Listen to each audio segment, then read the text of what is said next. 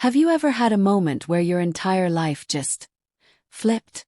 Where the people you thought you knew best became strangers in a single, breathless instant? For me, it was my 27th birthday. The room smelled like expensive perfume and lies. My grandmother raised her champagne flute, her smile not quite reaching her eyes. "So, Chloe," she said, her voice cutting through the polite chatter. "How are you enjoying your $4 million trust fund?" The world tilted and blinked. What trust fund? The silence was deafening. My mother's laugh got stuck in her throat. My father looked like he'd been physically struck. And my grandmother Eleanor just stared them down, calm and cold as ice. That dinner wasn't a celebration. It was an intervention. And I was the last to know. My name is Chloe Vance.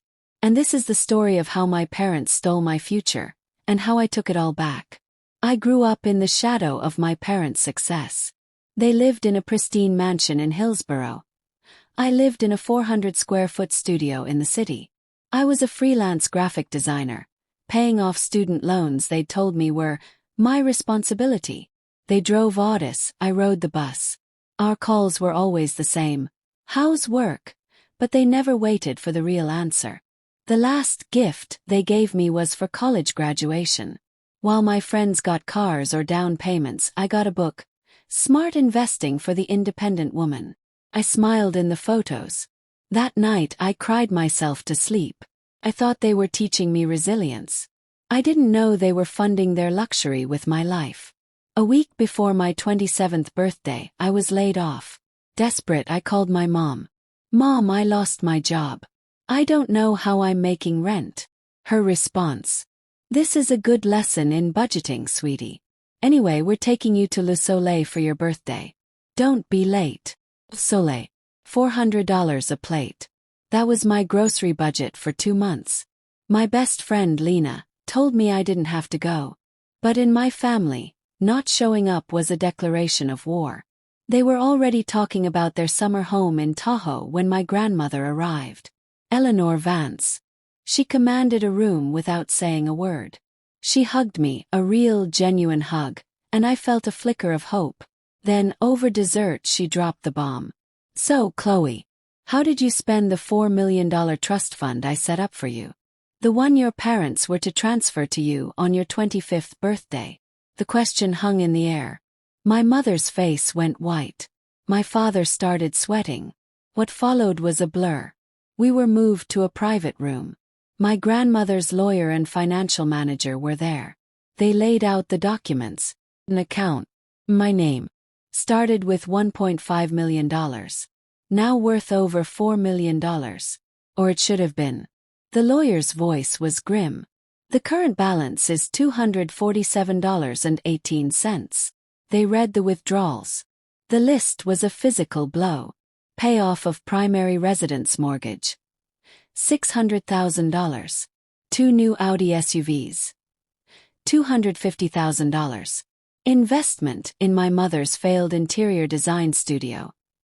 $750,000. And the final dagger. Purchase of a vineyard in Napa Valley. $2.1 million. Registered to David and Isabel Vance. My parents had bought their dream retirement property with my money. My grandmother looked at them, her voice like steel. "Give her the keys." My mother, hand trembling, placed the keys to the vineyard's main house on the table. My grandmother slid them to me. They were planning to run. We found one-way tickets to Switzerland booked for next week. They came to my birthday dinner, smiled, and planned to disappear forever. I didn't scream. I didn't cry. Got a lawyer. The forensic audit was brutal. They had stolen every cent. My grandmother gave me a choice: press criminal charges or force a settlement that would gut them.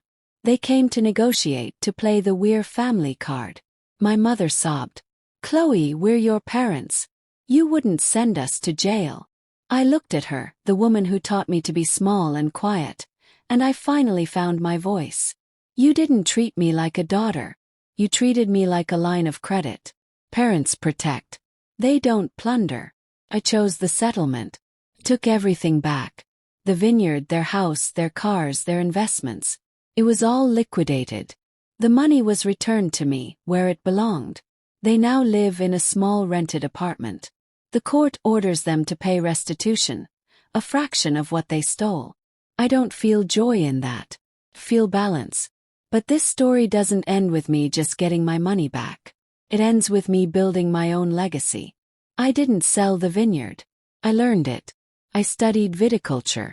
I rebranded it as Vance Legacy Vineyards. This isn't their stolen dream anymore. It's mine, built with the resources that were always meant for me. My grandmother told me I did what she couldn't. I drew a line.